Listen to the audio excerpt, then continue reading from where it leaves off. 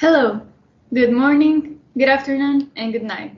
We are team number 5, composed of Ana Isabella Peñalosa Guitar, Samanta Liscano Lozano, Fernanda Ojeda Tamayo, Ana Sofía Termiño Carrillo, Jacqueline Lozano Leal, and Fernanda Tomasichi Mendoza. And I'm going to present to you the topic of Animalia.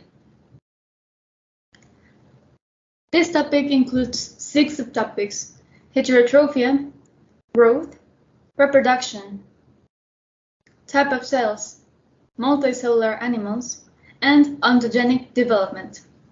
So, let's start. First of all, heterotrophia and Animalia. To make this concept even simpler than it already is, living things that are part of Animalia cannot create their own food.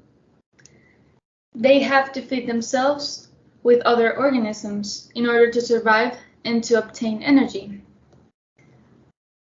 The next image is a clear example. In this case, we're seeing a bear eating a fish, one organism eating another to obtain energy and to survive. Even us humans are heterotrophs. We cannot create our own food, so we have to feed off other living things. So then we have growth. So the whole animal growth during the subadult stage is accompanied by allometrical growth of external morphological structures. Individuals reach their final body shape towards the end of the subadult phase with no actual evidence that further shape change occurs during the transition from subadult to adult. So in the next slide, we have an image that shows the growth of a duck. It starts with an egg, then it grows into a duckling, and then it continues growing until it reaches its final stage, that is the adult stage.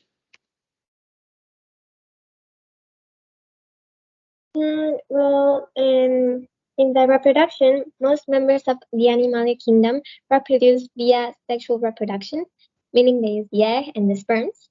While the process can vary in each of the different types of animals and or species, most of them have the same development sequence of embryo developing after the fertilization is done. In the next image, we can see how the reproduction of a hen and a rooster. Well, the rooster is on top of the hen, and it's passing its eggs to the egg of the hen.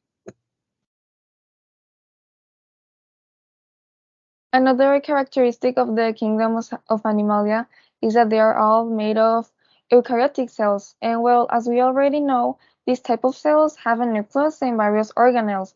And eukaryotic cells are also divided into 2 types of cells, plant cells or animal cells. The living beings in the kingdom of Animalia are made only of animal cells. And what exactly is the difference between animal cells and plant cells? Well, animal cells do not have cell walls, whereas plant cells do have cell walls.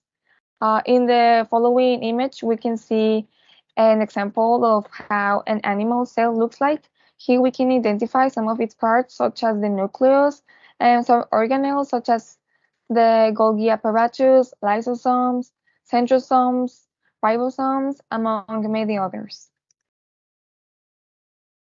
In the topic of cells, all animals in the Animalia kingdom are multicellular animals. This means that there is a high level of degree in the differentiation of the organs in a cellular level.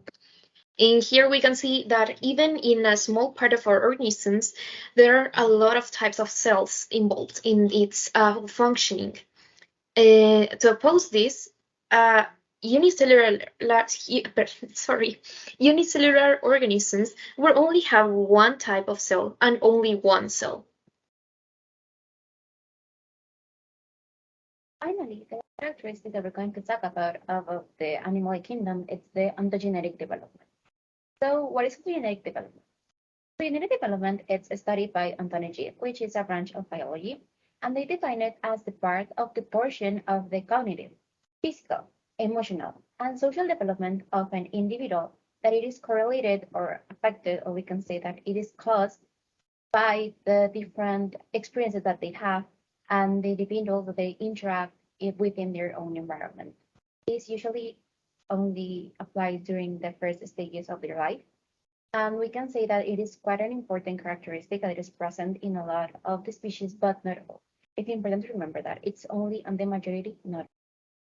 And in this image, you can see a little bit of uh, a small example of what would be this development that is related with the ontology.